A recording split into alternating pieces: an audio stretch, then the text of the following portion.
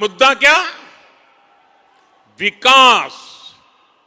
आज बिहार के अंदर जी हां दोस्तों, पूरे बिहार के लोगों को बहुत बड़ा खुशखबरी निकलकर आ चुकी है। हर एक महिलाओं को 25,000 रुपए मिलेंगे। फ्री में गैस सिलेंडर, मजदूर को खाते में 18,000 रुपया महीना जारी होने वाला है। बुजुर्गों को 3,000 रुपए पेंशन मिलेंगे। सभी छात्र छात्रों को एक लैपटॉप और छात्रवृत्ति के तहत 25,000 रुपया की राशि मिलने वाले हैं। तो दोस्तों, आज आपको सब कुछ जानकारी मिलने वाले हैं। साथ ही भारत सरकार ने देश में 5 बड़े नए नियम लागू किए हैं और कई योजनाओं का ऐलान किया है। इस वीडियो एक एक करके सब कुछ समझने वाले हैं। कब से बैंक खाता में रुपया आने लगेंगे, कौन कौन सा योजना का लाभ आप सभी को मिलेगा। इस चैनल पर नए आए हुए हैं तो वीडियो को सब्सक्राइब कर लीजिए और चैनल को एक लाइक भी कर दीजिए। वीडियो आप कहां से देख रहे हैं, कमेंट करके बताइए। बिहार में नीतीश सरकार ने एक महत्वपूर्ण निर्णय लेते हुए 7वीं पास युवक युवतियों को बस खलासी बनने की अनुमति दे दी है। परिवहन मंत्री श्रवण कुमार ने कहा कि यह फैसला परिवहन विभाग में सुधार और युवाओं को रोजगार के अवसर प्रदान करने के उद्देश्य से लिया गया है। दोस्तों, ऐसे भी बहुत सारे युवा हैं जो कि रोजगार के लिए देश विदेश, घर से पिताजी, भाई बहन सबको त्याग कर सालों का साल प्रदेश में गुजार देते हैं। सरकार परिवहन सेवाओं को बेहतर बनाने के लिए और युवा युक्ति को अस्थायी रोजगार देने के लिए बहुत बड़ा कदम उठा लिया है और नई तकनीकी का उपयोग भी कर रही है। दोस्तों, आगे देखते हैं बड़ी खबर। बिहार राज्य पर्यटन विकास निगम ने पर्यटकों की सुविधा के लिए पटना से सिलीगुड़ी और थावे के लिए नई बस सेवा शुरू की है। यह पब्लिक प्राइवेट पार्टनरशिप मॉडल पर आधारित है। सिलीगुड़ी के लिए किराया 900 रुपये और थावे के लिए 250 रुपये निर्धारित किया गया है, जिसमें पटना से सिलीगुड़ी के लिए 2 bus up down 2x2 luxury sleeper जो आर ब्लॉक से शाम 7:30 पर चलेगी, पूर्णिया, किशनगंज वाया हाजीपुर, मुजफ्फरपुर, दरभंगा होकर सिलीगुड़ी तक जाएगी। पर्यटकों की संख्या बढ़ने पर बसों की संख्या बढ़ाई जाएगी। अगली खबर है, बिहार में खाद की उपलब्धता को लेकर गड़बड़ी के आरोप में कृषि विभाग ने 10 प्रतिष्ठानों पर एफआईआर दर्ज कराई है और 28 के लाइसेंस रद्द कर दिए हैं। यह कार्रवाई खाद वितरण में अनियमितता पाए जाने के बाद की गई है। विभाग ने किसानों को खाद की उपलब्धता सुनिश्चित करने का आश्वासन दिया है। कितना खाद उपलब्ध है राज्य में, तो दोस्तों ले जानते हैं। 24 नवंबर तक राज्य में 3,38,000 tonne urea, 1.66 lakh tonne DAP, 2.48 lakh tonne NPK, 0.60 lakh tonne MOP और 1.12 लाख टन एसएसपी का भंडार उपलब्ध है। दोस्तों, केंद्र सरकार और राज्य सरकार बहुत बड़ी बड़ी योजना लागू किया है, जो कि एक योजना है फ्री तारबंदी योजना। इस योजना के तहत किसान अपना खेत को तारबंदी से घर सकते हैं। बहुत ऐसे किस है जिसके खेत के अंदर आवारा जानवर घुस जाता है और फसल को जो नष्ट कर देता है। मेहनत करके फसल लग जाने के बाद अगर फसल नष्ट हो जाए तो किसको फसल लगाने में मनोबल टूट जाता है। इसलिए केंद्र सरकार और राज्य सरकार ने किसानों के प्रति तारबंदी योजना लागू किया है। इसमें किसानों के लिए सब्सिडी भी दिया जा रहा है। लघु एवं सीमांत किसानों को 60% सब्सिडी, अधिकतम 48,000 रुपया दिया जाता है। अन्य किसानों को 50% सब्सिडी, अधिकतम 40,000 रुपये और सामूहिक आवेदन पर 70%, अधिकतम 56,000 रुपये की सब्सिडी दिया जा रहा है। अगला खबर है, दोस्तों, बीते हुए कुछ दिनों में विधानसभा चुनाव को लेकर सभी के सभी प्रत्याशी बहुत मेहनत लगनशील से चुनाव काल का समय को निकला। चुनाव परिणाम के बाद पहली बार तेजस्वी यादव राबड़ी आवाज से बाहर आए, लेकिन चुप्पी साधे रहे। उन्होंने मीडिया से कोई बात नहीं की। नीतीश कुमार को बधाई देने के बाद सोशल मीडिया पर भी निष्क्रिय हैं। पत्नी और बच्चे दिल्ली रवाना हो गए हैं और तेजस्वी भी जल्द ही छुट्टियां मनाने जा सकते हैं। कोई प्रतिक्रिया नहीं देकर उन्होंने स्पष्ट कर दिया कि अभी वे कुछ बोलने की स्थिति में नहीं हैं। इससे आभास होता है कि वे अभी न तो पराजय की पीड़ा से उबर पाए हैं और न ही हार की वास्तविक समीक्षा कर पाए हैं। दोस्तों, अगली बड़ी खबर है, फूलकहां से खबर है। फुलकाहा में लो वोल्टेज की समस्या को दूर करने के लिए सरकार 1 करोड़ रुपए की लागत से नए पावर ग्रिड का निर्माण शुरू कर दिया है। इस परियोजना से स्थानीय लोगों को बिजली की समस्या से निजात मिलेगी और वोल्टेज में सुधार होगा, जिससे क्षेत्र में सभी लोगों को बिजली आपूर्ति बेहतर होगी। लोगों में इस परियोजना को लेकर बहुत बड़ी खुशी का माहौल बना हुआ है। इस परियोजना को लेकर विद्युत विभाग के कनीय अभियंता राजकुमार रोशन ने कहा है कि इसके बन जाने से लो वोल्टेज की समस्या दूर हो जाएगी।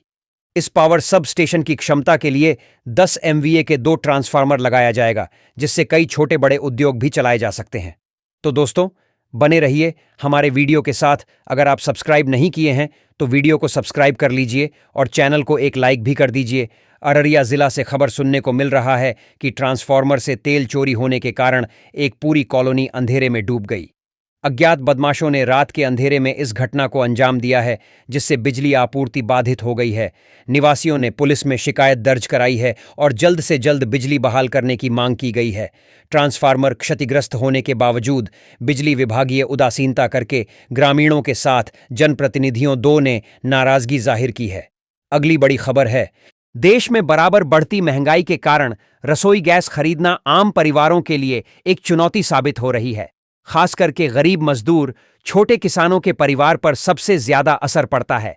ऐसे में केंद्र सरकार जरूरतमंद परिवारों को LPG गैस सब्सिडी देकर बहुत बड़ा राहत दे रही है।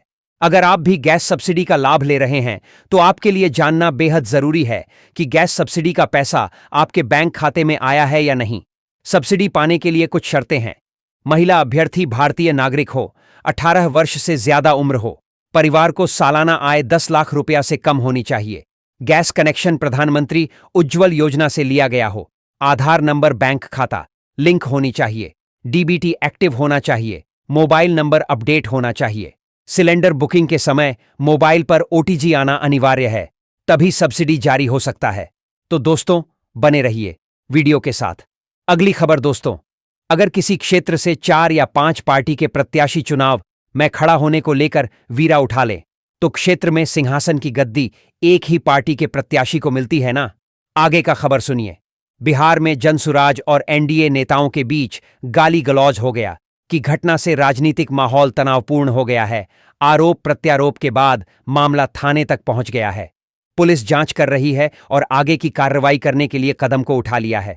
इस घटना ने बिहार की राजनीति में सरगर्मी की रफ्तार तेज से बढ़ गई है। अब अगली बड़ी खबर सुनिए। PM भाषण देकर लौटे तो हवलदार ने जमकर शराब गटक ली और अपनी बटालियन के ठिकाने इंजीनियरिंग कॉलेज मुख्य द्वार के समीप बेसुध होकर जमीन पर ही लौट गए। शाम में जवानों की गिनती होने लगी तो हवलदार अंजार नहीं मिले।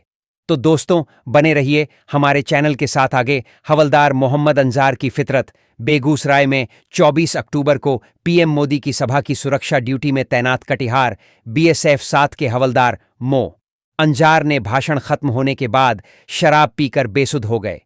परेड के समय गायब मिले। अस्पताल में मेडिकल के दौरान शौच का बहाना बनाकर फरार हो गए। 1 माह बाद कंपनी कमांडेंट के पत्र पर 21 नवंबर को सिंघौल थाने में उनके खिलाफ शराब पीने व ड्यूटी से भागने का मुकदमा दर्ज हुआ और उन्हें निलंबित कर दिया गया। अगली बड़ी खबर, बिहार में शिक्षकों के अंतर जिला स्थानांतरण के बाद शिक्षा विभाग ने प्रखंड और विद्यालय आवंटन की प्रक्रिया शुरू कर दी है। 27,171 शिक्षकों को जिला आवंटित किया गया है। अब उनसे ऑनलाइन विकल्प मांगे जाएंगे।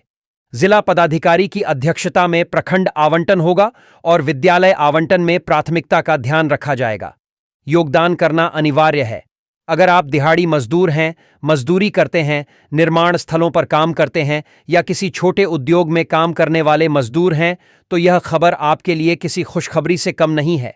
सरकार ने लेबर कार्ड धारकों के लिए जारी की जा रही आर्थिक सहायता राशि का भुगतान शुरू कर दिया है। अब पात्र मजदूर के बैंक खातों में सीधे 3,000 रुपये की सहायता राशि भेजी जा रही है। यह राशि उन मजदूरों को दी जा रही है जो असंगठित क्षेत्र में काम करते हैं और जिनकी आय इतनी कम होती है कि परिवार चलाना भी कई बार मुश्किल हो जाता है। आइए जानते हैं अगली खबर। बिहार में शिक्षा मंत्री के PA के नाम से फोन करके धमकी देने के आरोप में 2 व्यक्तियों के खिलाफ FIR दर्ज की गई है। पुलिस ने तुरंत कार्रवाई करते हुए जांच शुरू कर दी है।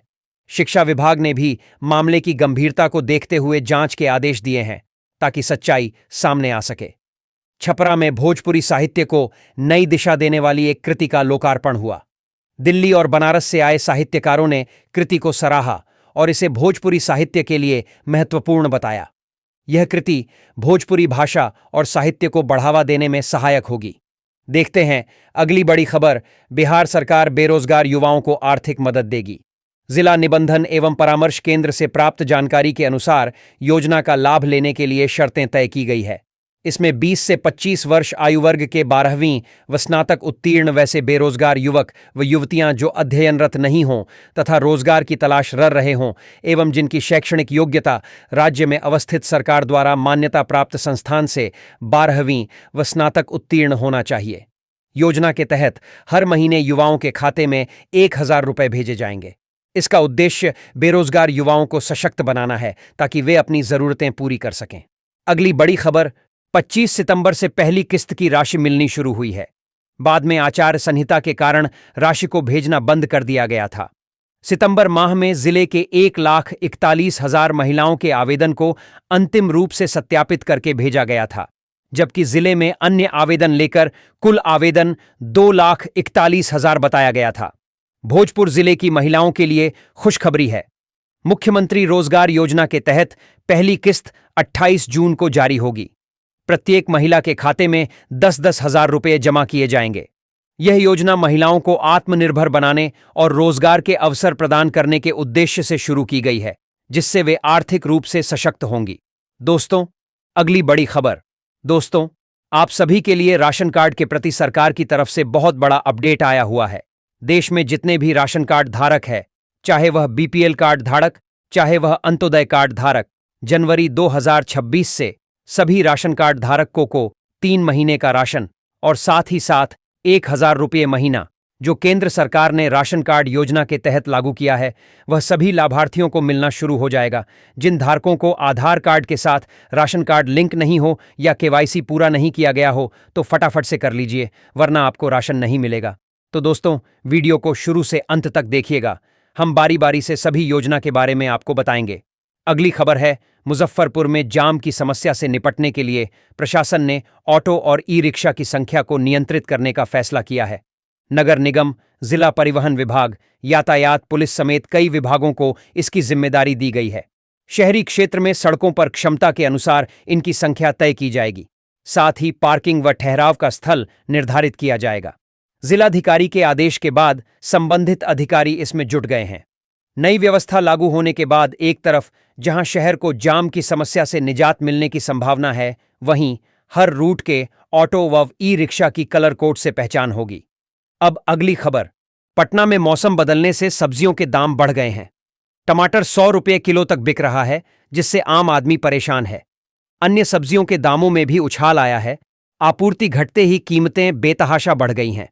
शहर की सब्जी मंडियों में फूल गोभी और मूली को छोड़कर लगभग हर सब्जी 60 रुपये किलो से ऊपर बिक रही है। पटेल नगर की डाली ने बताया कि सब्जियों की बढ़ी कीमतों ने घर का बजट बिगाड़ दिया है। अगली बड़ी खबर, एमडीडीएम की छात्रा, मौसमी स्नातक, सत्र 2020 से 23 की छात्रा है। बीआरआई बिहार विश्वविद्यालय में छात्र संवाद के दौरान रिजल्ट और डिग्री नहीं मिलने से संबंधित कई शिकायतें सामने आईं। छात्रों ने बताया कि बार बार आवेदन करने के बाद भी उनकी समस्याओं का समाधान नहीं हो रहा है। विश्वविद्यालय प्रशासन ने शिकायतों का त्वरित निष्पादन करने का आश्वासन दिया है। पेंडिंग रिजल्ट और अंकपत्र से जुड़ी समस्याओं का समाधान करने का प्रयास किया जा रहा है। दोस्तों, अगली खबर। दोस्तों, आप अगर किसान हैं तो खेती उर्वरक आपकी सालों के लिए बहुत बड़ा महत्व रखता है, खास करके डीएपी और यूरिया। डीएपी और यूरिया की कीमत में सब्सिडी के साथ नया रेट भी लागू किया है। इससे किसानों को उर्वरक कम दाम में मिलेगा, खेती करने में लागत कम होगा और कृषि का उत्पादन बढ़ेगा। सब्सिडी आप किसानों तक पहुंचेंगे। यूरिया 45 किलो का बोरी अब सिर्फ 242 रुपये में मिल रहा है, जबकि डीएपी 50 किलो का बोरी 242 रुपये में मिल रहा है। का बॉडी 1,350 रुपये में। साथ ही सरकार किसानों को सब्सिडी भी दे रहे हैं। इससे क्या होता है कि बाजार का डिमांड भी बढ़ता है, खेती सकारात्मक पर भी असर पड़ता है। दोस्तों, अगली खबर है, पश्चिम चंपारण के बनबैरिया गांव में वरमाला के समय दुल्हन ने दूल्हे की एक आंख से दिव्यांगता देखते ही शादी से इनकार कर दिया। दुल्हन ने धोखे का आरोप लगाया और आत्महत्या की धमकी तक दी। दोनों पक्षों में झड़प हुई। दहेज का सामान वापस लेने पर बारात रोकी गई। पुलिस ने पहुंचकर स्थिति संभाली और बारात वापस भेजी। कोई लिखित शिकायत नहीं हुई। शंभूगंज, बांका, एक संवाददाता, बिहार का गृह मंत्री सह सूबे का डिप्टी सीएम सम्राट चौधरी सोमवार को बांका जिले के शंभूगंज प्रखंड क्षेत्र स्थित प्रसिद्ध दुर्गा मंदिर तिलडीहा पहुंचे। मंदिर के पुजारी श्याम आचार्य सहित मेढ़पति परिवार द्वारा विधिवत पूजा अर्चना कराया। डिप्टी सीएम ने देश व राज्य की खुशहाली की कामना की। उन्होंने बताया कि मां भगवती का सभी लोगों पर आशीर्वाद बना रहे। वे तारापुर विधानसभा क्षेत्र से निर्वाचित होने के बाद सूबे में दूसरी बार डिप्टी सीएम का पदभार संभाले हैं।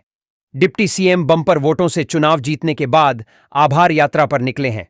इस दौरान तारापुर के समीप लखनपुर गांव में पैतृक आवास पर रविवार की रात्रि विश्राम किए। दोस्तों, अगली खबर है पश्चिम चंपारण के बनबैरिया गांव में वरमाला के समय दुल्हन ने दूल्हे की एक आंख से दिव्यांगता देखते ही शादी से इनकार कर दिया। दुल्हन ने धोखे का आरोप लगाया और आत्महत्या की धमकी तक दी। दोनों पक्षों में झड़प हुई। दहेज का सामान वापस लेने पर बारात रोकी गई। पुलिस ने पहुंचकर स्थिति संभाली और बारात वापस भेजी। कोई लिखित शिकायत नहीं हुई। दोस्तों, अक्सर सीमांत की किसान महिला समूह और युवा बकरी पलते हैं। अधिक लाभ के लिए यह एक सर्वश्रेष्ठ उत्तम व्यवसाय है। साथ ही यह योजना पशुपालन ग्रामीण क्षेत्रों में रोजगार को आर्थिक विकास को बढ़ावा देती है। केंद्र सरकार बकरी पालन व्यवसाय को आगे बढ़ाने के लिए लाभार्थियों फायदा के लिए एक बहुत बड़ा योजना चल रहा है। इस योजना में उद्यमी विकास कार्यक्रम के अंतर्गत 50% की सब्सिडी केंद्र सरकार के तरफ से दिया जा रहा है। इसका मतलब जितना भी पूंजी बकरी पालने में आप लगते हैं, सरकार आपको उसका आधा हिस्सा सब्सिडी के रूप में दे रहा है। सरकार की तरफ से यह दिए जाने वाले सुविधा के अंतर्गत 5 नर बकरी और 100 माद बकरी पालने के लिए फॉर्म को तैयारी कर लेना पड़ेगा और भारत सरकार आपको 10 लाख रुपया तक का लोन देगा, जिसमें कि 50% सब्सिडी है। बता दें कि 10 जोड़ 200 सरकार 20 लाख रुपया देंगे, 15 + 300 सरकार 3 लाख रुपया देंगे, 20 + 400 सरकार 40 लाख रुपया दे रही है, 25 + 500 भारत सरकार फॉर्म को चलाने के लिए 50 लाख रुपया दे रहा है। तो दोस्तों, वीडियो शुरू से अंत तक देखिएगा और अपने दोस्त रिश्तेदारों को शेयर कर दीजिएगा ताकि एक भी योजना की खबर उससे मिस नहीं हो। अब अगली खबर है मुजफ्फरपुर के रंजीत कुमार, भोजपुर के प्रिय रंजन व रवि तिवारी पर 2 साल और भोजपुर के आयुष ठाकुर पर 1 साल का प्रतिबंध लगाया गया है। यह प्रतिबंध पटना में हुई राज्य वुशु संघ की बैठक में घटना की सुनवाई के बाद लगाया गया। साथ ही भोजपुर जिला संघ को भी इस तरह की घटना आगे नहीं हो, इसके लिए चेतावनी दी गई। चलिए जानते हैं अगली खबर। भारत सरकार ने 70 से 75 से अधिक उम्र वाले बुजुर्गों के लिए 5 बहुत बड़ा फायदा दे रहा है। इसके तहत बुजुर्गों को 2000 से 5000 तक पेंशन दे रहा है। कॉफी शॉप, सरकारी अस्पताल में मुफ्त चिकित्सा और दवाइयां की भी सुविधा दे रही है। 70 साल से अधिक उम्र वाले आयकर में अतिरिक्त छूट का भी सुविधा दिया जा रहा है। रेलवे और परिवहन बुजुर्गों के लिए किराए में भी छूट का लाभ उठा सकते हैं। दोस्तों, अब अगली खबर है प्रधानमंत्री आवास योजना। भारत सरकार की एक महत्वपूर्ण और बहुत बड़ा योजना है जो गरीब और मध्यम वर्ग परिवारों को अपना खुद का पक्का घर बनाने का मौका देती है। इस योजना के तहत आर्थिक रूप से कमजोर परिवारों को लगभग 1,20,000 से 1,30,000 तक की सीधी आर्थिक सहायता मिलती है ताकि वे अपने घर का सपना पूरा कर सकें, और यह राशि लाभार्थियों के बैंक खातों में दिया जाता है। यह योजना देश की सबसे बड़ी राहतों में से एक मानी जा रही है क्योंकि इसमें ऑनलाइन आवेदन की सुविधा भी उपलब्ध है। सरकार का उद्देश्य है कि हर जरूरतमंद परिवार को एक सुरक्षित और स्थायी आवास मुहैया करवाया जाए। दोस्तों, अगली खबर है सहारा इंडिया रिफंड की खबर। कुछ समय में लाखों निवेशक के लिए बड़ी उम्मीद लेकर आई है। बहुत ऐसे निवेशक हैं जिसका पैसा सहारा इंडिया में बहुत दिनों से फंसा हुआ है। निवेशक के लिए सरकार और सुप्रीम कोर्ट के निर्देश से पैसा मिलने की प्रक्रिया बहुत तेज हो गई है। निवेदक 50,000 रुपये बिक्री भी कर सकते हैं और पहली बार लगभग 24 घंटे के अंदर रिफंड मिलने की संभावना है। अगली बड़ी खबर है फ्री सिलाई मशीन योजना। एक सरकारी योजना है जिसका मुख्य लक्ष्य आर्थिक रूप से कमजोर वर्ग की महिलाओं को सिलाई मशीन मुफ्त में उपलब्ध कराना है। यह योजना प्रधानमंत्री नरेंद्र मोदी के नेतृत्व में चलाई जा रही है। इस योजना का मकसद महिलाओं को स्वरोजगार की लक्ष्य में प्रोत्साहित करना और उनकी आर्थिक स्थिति को बेहतर बनाना है। योजना के तहत पात्र महिलाओं को 15,000 रुपये की आर्थिक सहायता दी जाती है, जिससे वे सिलाई मशीन खरीदकर या प्राप्त कर अपने जीवन स्तर में सुधार कर सकें। कल बिहार में आज का मौसम कैसा रहेगा? 24 नवंबर बिहार में सर्दी अब पूरा दम दिखाने को तैयार है। अगले कुछ दिनों में पश्चिमी विक्षोभ, चक्रवाती हलचलों और ठंडी उत्तर पश्चिमी हवाओं के मिले जुले असर से राज्य के मौसम में बड़ा बदलाव देखने को मिलेगा। फिलहाल दक्षिण पूर्व बंगाल की खाड़ी और पूर्वी बांग्लादेश के ऊपर बने साइक्लोनिक सर्कुलेशन की वजह से हवा की दिशा में लगातार बदलाव हो रहा है, जिसके कारण न्यूनतम तापमान में अब तक खास गिरावट नहीं आ रही थी। हालांकि जल्द ही परिस्थितियां बदलेंगी। अगली बड़ी खबर पश्चिम बंगाल की मुख्यमंत्री और तृणमूल कांग्रेस की चीफ ममता बनर्जी ने मुख्य चुनाव आयुक्त सीईसी ज्ञानेश कुमार को एक हफ्ते के अंदर दूसरी बार चिट्ठी लिखी है। सोमवार को लिखे पत्र में ममता ने ज्ञानेश कुमार से एसआईआर से जुड़े 2 मुद्दों पर उनसे तत्काल हस्तक्षेप करने की मांग की है। उन्होंने पत्र में राज्य के मुख्य निर्वाचन अधिकारी द्वारा जिला निर्वाचन अधिकारियों को दिए गए निर्देश का जिक्र किया है कि वे एसआईआर या अन्य चुनाव संबंधी कार्यों के लिए संविदा पर डेटा एंट्री ऑपरेटरों और बांग्ला सहायता केंद्र के कर्मचारियों को नियुक्त न करें। दूसरा मामला निर्वाचन आयोग द्वारा निजी आवासीय परिसरों के अंदर मतदान केंद्र स्थापित करने के प्रस्ताव का है।